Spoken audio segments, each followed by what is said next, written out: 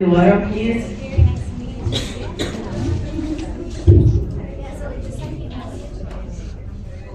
So our next talk will be about techniques to complete airway clearance, when Dr. Sharyn Dagher will present this talk. Thank you. Hello everyone, and we'll round out our day today when we'll talk about airway clearance. Just to start, the principles of airway clearance are to loosen thick secretions from the airways, to mobilize the mucus from the distal airways to the proximal airways, and to clear secretions utilizing huff or regular coughing. Why it's important, we need to clear the sputum, helps to maintain good lung function and improve quality of life. So there's lots of choices. I want to talk about a little bit about all of them, even though I know you guys are curious about the best, but we need to make sure everyone has at least two methods that they can do for airway clearance, because if the best, you don't have power, something's wrong with your unit, we can't just focus on one. So we have to make sure our patients have backup. So we have lots of choices. The respiratory therapists spend a little bit more time than our physical therapists on the device part of it, and they deal with more of the physical therapy aspect of airway clearance. So we have our oscillatory PEP devices, a regular PEP, and then we have the vest. We predominantly use the aerobica, but some of our patients still have acapellas. Okay, so the main message is the best airway clearance is the one that they're going to do. So that's what we try to focus on, and finding something that will work individually for the patients, not just one single choice. So because we get to see our pediatric patients right from a very early start, we try to incorporate fun. You've got to make their treatment something they want to do. They spend a lot of time every day doing this, and so we want to minimize any resistance to doing that. So we start with basic techniques, and then we progress as they get older. We explain the benefit to the patients and families repeatedly. It's a constant conversation. Have you done some airway clearance? Have you done your therapies? Repetition is key to learning. We encourage independence. So as the children get older and they're able to navigate some of these things on their own, we want to encourage that. Eventually they're going to be responsible for their own care, and it helps them to have a little bit of say in how their therapies are going. And then we work together to find the best technique for them. So we're really just giving them some tools to help them find a way to have better health. We also start teaching huff cough. So you can start a little bit earlier than spirometry, but generally if they're at the age where they can do spirometry, they can do an adequate huff cough. So basically we review how that's done. We want them sitting up straight. You want to inhale slowly, and you can modify that volume of air, kind of hold it for a couple of seconds to help kind of stint open the airways, and then with your mouth open and throat almost like you're fogging up a mirror, to expel that air. Shouldn't hurt, shouldn't really be any noises that come from it, and we repeat this a few times. It usually makes them cough at the end if they've done it properly. So we make sure we incorporate that, because that is part of airway clearance regardless of the device that you're using. It's important when they're using the PEP and oscillatory PEP devices that there's proper cleaning, so we take the opportunity to review that with our patients, that they're cleaned after every treatment. They are blowing into these devices and using them, so we want to minimize any infection. Again, the big takeaway is any rinsing should be done with sterile water. And then we have the different disinfecting options like I talked about the other day, where you can, some patients may have baby bottle sterilizers if they're young from that. And then we have the pool sterilization techniques where there's alcohol for 5 minutes, or you can do hydrogen peroxide 3% for 30 minutes. Again, that's a little more challenging to come by and have on hand, so a lot of patients don't opt for that one. They can boil. It needs to be a rolling boil if the manufacturer supports a boiling method for their device. And then, or a dishwasher on the sanitary cycle must get to 158 degrees. The other important thing is once it's taken apart and cleaned and disinfected, that it's completely dry before putting back together and stored. And so sometimes the manufacturer's directions for cleaning don't always align with the CF Foundation's infection prevention, so we have a conversation about that and why it's important and how we can modify that. So we do all that because oftentimes, even if they get a vest, and in America, they tend to get ordered early on. By the age of 2, a lot of patients are being introduced to this. But a vest is a bulky piece of equipment to take around with you. So having a handheld option is very efficient for travel. Plus, if you forget it, you've got it to something easy to pack. And so we try to focus on that. A lot of patients get oscillatory device in clinic, and then we'll meet with patients to talk about the vest. What is high frequency chest wall oscillation? It's a non-invasive airway clearance therapy that utilizes rapid compressions and releases of the chest wall to mobilize mucus buildup in the airways. So how do we get started with that? Well, first of all, we want to make sure, especially our younger patients, that they are actually able to sit up and they have good head control.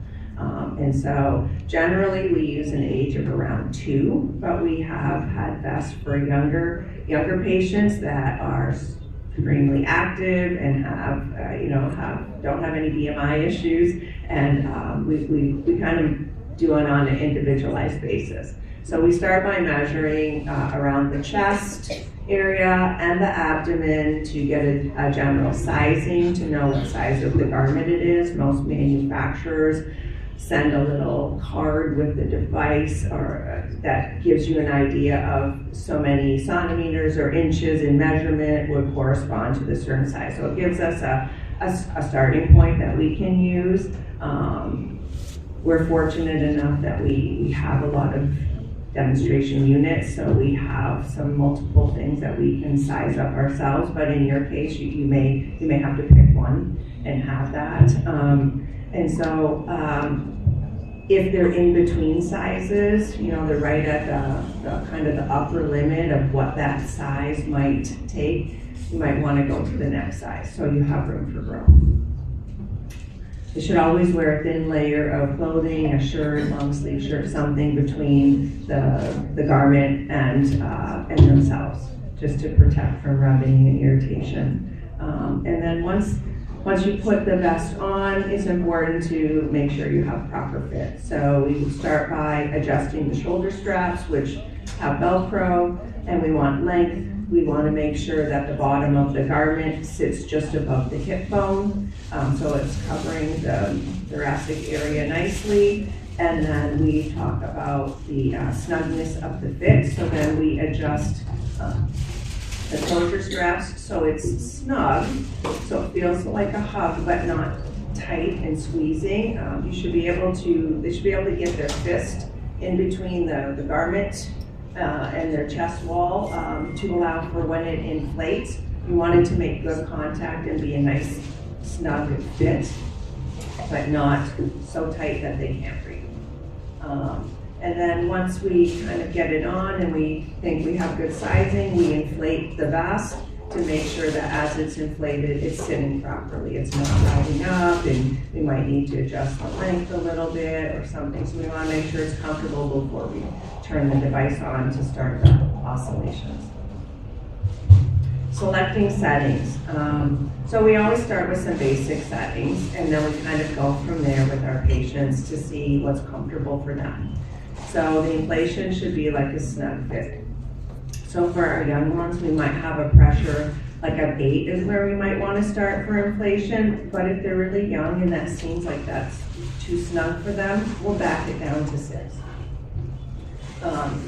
And then we adjust that as they get bigger, they want to maybe feel more of a snugger fit. And then we work on frequency. The goal.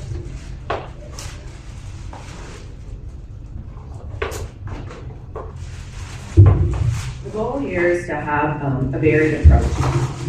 So we don't want them to stay at one frequency for the whole duration of treatment. We want them to have a step up and change frequencies. The philosophy behind that is that the different frequencies will cause different vibrations in the airways, and you may get more loosening of secretions by changing your frequencies throughout the best treatment. So in general, we start with 10. Again, if it's a very young patient and that seems like that's too fast for them, too much jiggle, they seem maybe scared by it or anxious, we turn it down and we start slower. But we'll usually start at 10, then we might go to 11 and 12, or then we might go 10, 12, 14 as we're going through therapies. And we just kind of pick a varied approach for the patient to kind of make sure they're getting that varied and leave the pressure the same. And it's really just kind of on an individual basis. So we have these basic guidelines we start with, and then we get feedback from the patients. Again, if they are uncomfortable and they don't want to do it, it's not going to work. It doesn't matter what we put in the machine. So it's really a collaborative effort with the patients to kind of find that spot where they're really going to use the therapy. Oh, I don't know what happened to the slide. It got all changed from what I had on the other day. This basically shows the step up in the standard protocol. So we have a frequency, we might start at 10 and a pressure of 6. You know, the goal is to do a 20 to 30 minute treatment. That's the goal. With younger children, you may have to build up to that. That may be a long time for them to sit. So we'll do that. We'll do it for 7 minutes if we're aiming for a 20-minute treatment, and then we'll pause the therapy and we get them to do some huff coughing. A couple of huff coughs. At that time, when you pause it, you're deflating the vest so they can do the huff cough. And then when that's done, you reinflate the vest and you increase your frequency and you do another 7 minutes and pause, deflate the vest, repeat huff coughing, then you go on to the third one. That would be a really nice 20-minute session for a patient to do three different frequencies with huff coughing in between. Yeah, they don't know what huff cough is. I talked to, okay. Well, we can demonstrate. I'll demonstrate after. Okay. All right. Some centers use a varied approach called the Minnesota protocol. It has a shorter duration of steps, and they change the frequencies and pressures. And the thought behind that is they go up on a higher pressure and a lower frequency, and vice versa. They go to a really high frequency and a low pressure, and they say that does the same thing, and it's about comfort. Sometimes we use that with our patients if we feel like we're not getting anywhere with the standard protocol. It's just another protocol to try with your patients. Troubleshooting. So it's a pretty simple device. It has a garment, it has 2 hoses that attach to it, it inflates. You want to make sure that it actually inflates adequately. If it's not getting good inflation when you turn it on, then there could be a leak somewhere. It could be your hoses aren't connected properly, it could be that there's a crack in the tubing or a hole somewhere, so we want to check that out.